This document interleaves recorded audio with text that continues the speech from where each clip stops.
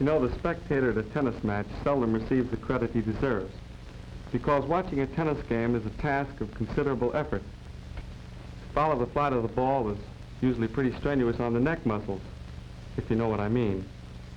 At any rate, it's almost impossible to observe and examine the fundamentals of the game while watching a match such as the one Fred Perry and I have just completed out here at the Forest Hill Stadium. So without further ado, let's step into our office and we'll show you a few camera close-ups of the many basic points, which if properly coordinated will result in winning form. The first important step is to develop the three basic strokes: the forehand drive,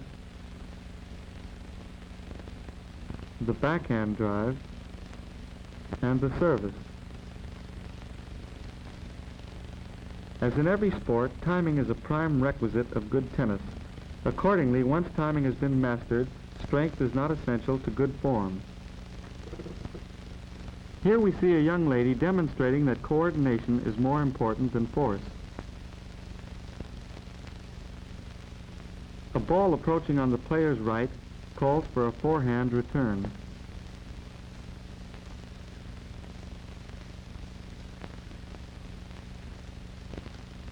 This ball bounces to the player's left and is returned with a backhand stroke. Simple? Simple, unless of course you happen to be left-handed. In which case you merely reverse the procedure. Hey, what goes on here? Well, anyway, you see what we mean. Problem 1 is to select the proper grip.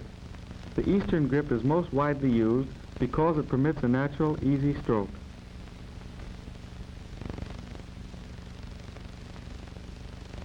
Here's a simple way to demonstrate the position of the hand in relation to the racket in the Eastern grip. The racket face is perpendicular to the court surface. The palm is flat on the racket face and is drawn straight back along the handle to the butt.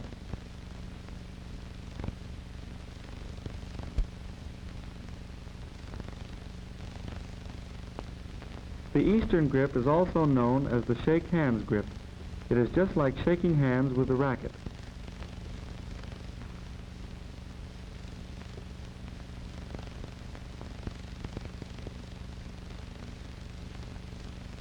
The fingers are held slightly apart, assuring a relaxed but firm grip.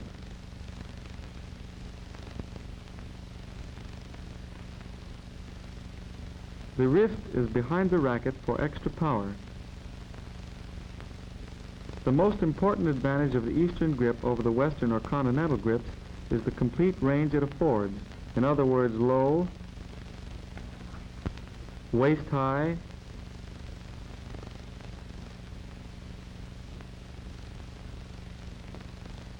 and high shots can be returned with equal ease. Comparing the Western grip with the Eastern grip, we find that the hand is moved 1/4 of a turn to the bottom of the handle.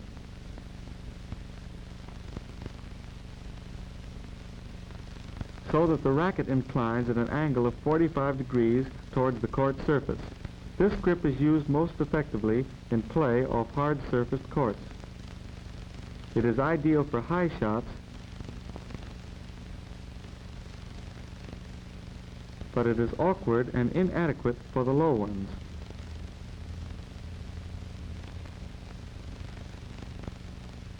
The player using the Western grip is at his best with high bounding balls.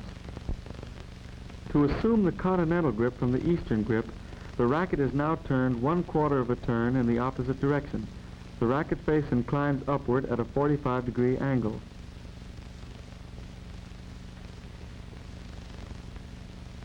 This grip is excellent for low shots.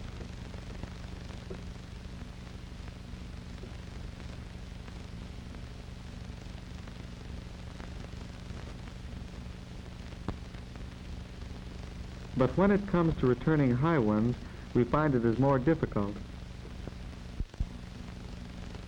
The player must rely mainly upon a strong wrist.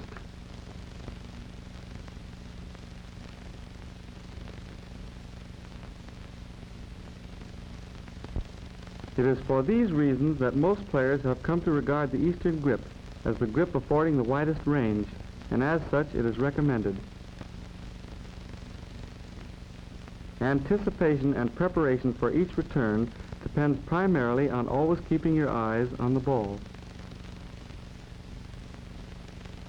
The movement of your body is governed by what your eyes observe. Only by gauging and anticipating where the ball will land can you be in position to meet it. Concentration in carefully following the path of the ball is a prime requisite for good tennis. So whatever you do, don't take your eyes off the ball. As you wait to receive the ball, face the net and lean forward slightly. To return a forehand, pivot on your right foot, step forward with your left foot. The left shoulder points in the direction the ball is to be returned. To meet the ball, move into position quickly by this side-skipping movement. But when it becomes apparent that you must cover a greater distance, start sprinting. However, side-skipping enables you to change directions faster. The ball is hit with the center of the racket face and the arm extended as far as is comfortable from the body. Next, the backswing. At the end of the backswing, the racket head is dropped, prescribing an arc. Thus, the racket swings up and forward into the ball.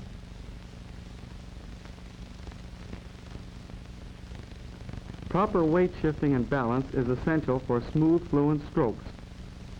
To start the forehand drive, swing the racket back, shifting your weight to the right foot. On the forward swing, the weight shifts to the left foot. The force of the entire body is behind the swing. The follow-through is of great importance because the upward movement it imparts helps lift the ball over the net. Your position at the end of the shot shows whether the follow-through is proper. If you face the net and the racket head is wide and above your left shoulder, the follow-through is correct.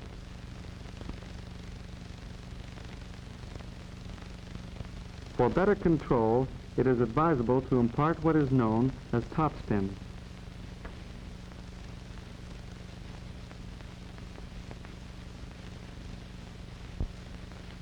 This is accomplished by a slight forward tilt of the top edge of the racket. The ball is hit at a point slightly ahead of the left hip.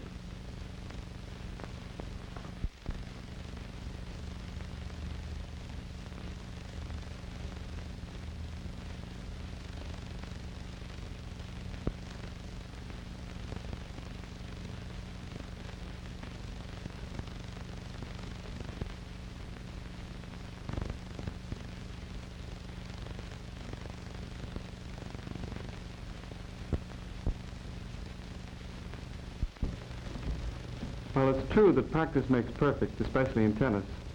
I think it's about time we went on to the next problem at hand, the backhand drive. Some players are somewhat meek about this stroke and prefer to build their games around their forehand. However, the backhand is a valuable weapon which can be and must be developed.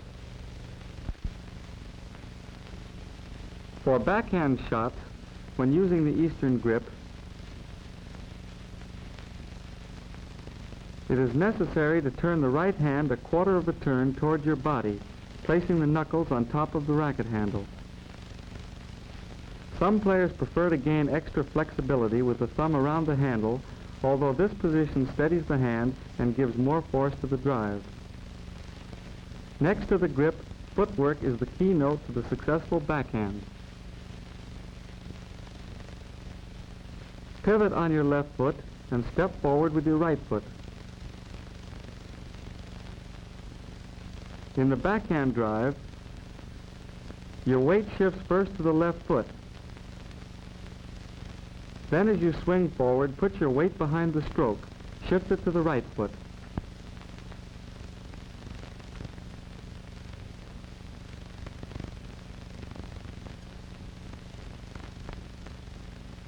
The backhand drive can be compared with the swing of a left-handed baseball batter.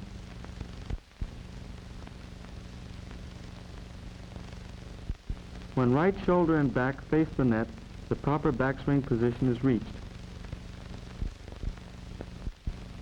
The wrist behind the racket assures a firm swing as in the forehand drive. Bend the right knee to transfer your weight to your left foot as you swing into the ball. Shoulder and head are held back until the impact.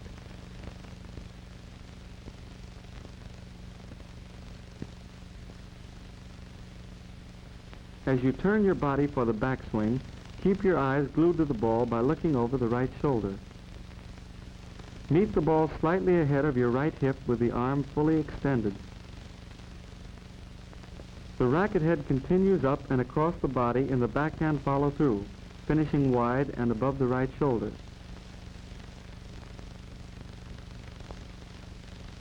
The body is automatically turned into position facing. As you make the backswing, the head drops, prescribing an arc. Thus you swing up and forward into the ball.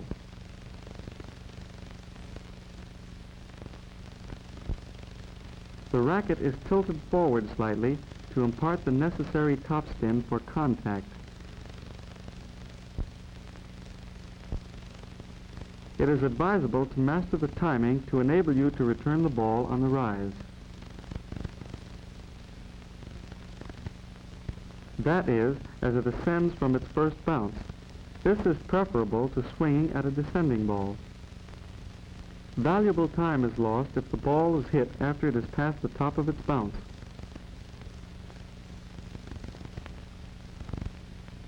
By taking it on the rise, the speed of the return is increased because the impact is greater. A strategic advantage of returning balls on the rise is that your opponent has less time to prepare for his next shot. Now let's go on to the third basic stroke, the service. Combined either with a strong forehand or backhand, it is often a deciding factor in championship play. The secret to a successful service is proper timing.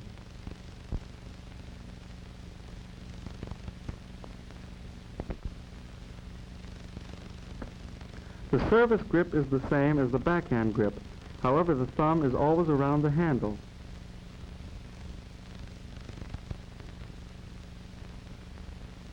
The server stands close to the center mark, with the left foot a few inches behind the baseline and the right foot back about 12 inches, at an angle of 75 degrees. The balls are held firmly.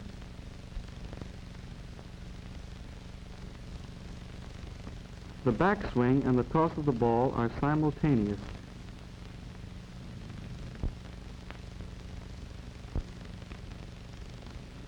The rhythm of this pendular movement, coordinating backswing and toss, should be practiced until it becomes a habit.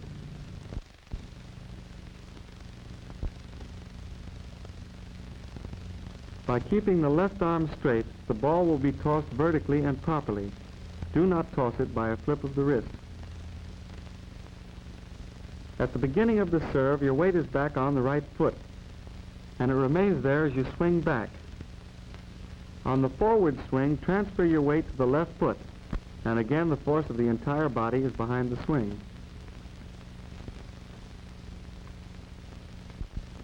This force properly transmitted through the racket is the power needed for correct service. For more and fluent power, keep the arm completely extended in the backswing. The elbow is bent to form a loop behind the head, and the arm uncoils to hit the ball.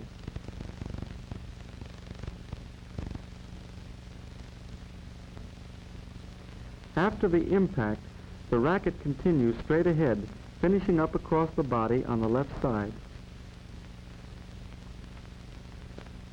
The face of the racket is inclined forward slightly at the impact. The toss and swing should be so timed that the center of the racket face meets the ball with the arm fully extended.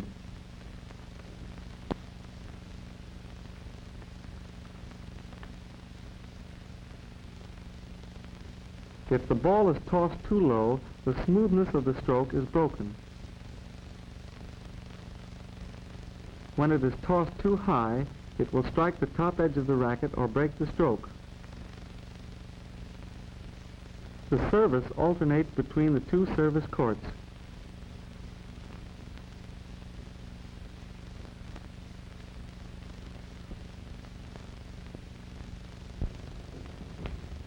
Having examined the three basic strokes, we are ready to advance into the final stage of the game, the kill, or if we want to be technical, the smash and the volley. Let us begin with the overhead smash because it is so much like the service that most of the service fundamentals can be applied. An overhead smash should be an outright winner. Its only major departure from the service is the slight crouch and bending of the knees. If the lob is very high, let it bounce first. This gives more time to prepare an easier ball to hit. Volleying greatly increases the potency of your attacking game.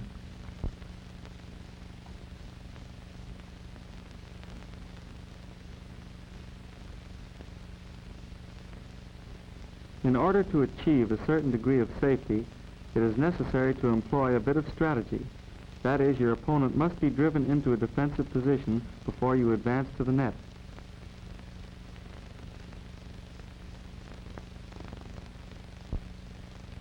The eastern grip is used for the forehand volley.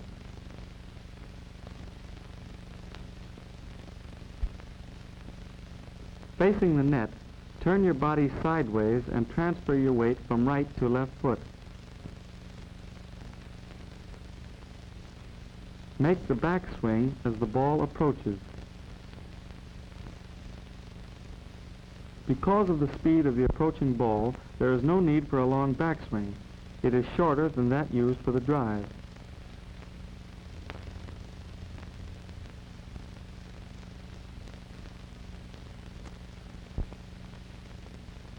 It is especially important to remember to keep your eyes on the ball because there is less time to make the stroke.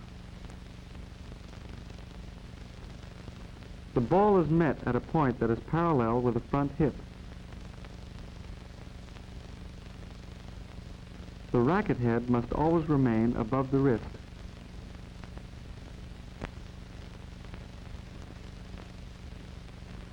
On low shots, it may be necessary to bend down in order to maintain the proper wrist position. Notice that in some cases, there isn't time to turn the body sideways, forcing the volleyer to face the net.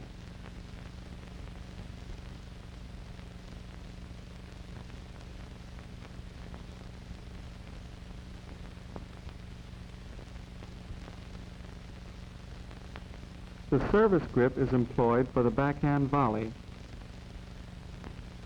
which is essentially the same as the forehand volley.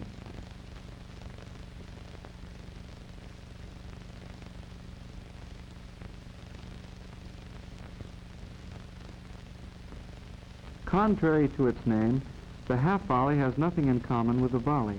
It is a ground stroke that is taken immediately after the ball strikes the court. As such, it involves the fundamentals of the basic drive. However, backswing and follow-through are somewhat shorter than in the drive. The racket face meets the ball almost flat at a point directly behind the bouncing spot. If the racket face is open, the shot will be deflected upwards. Therefore, to deflect the ball properly, the racket face must be slightly closed.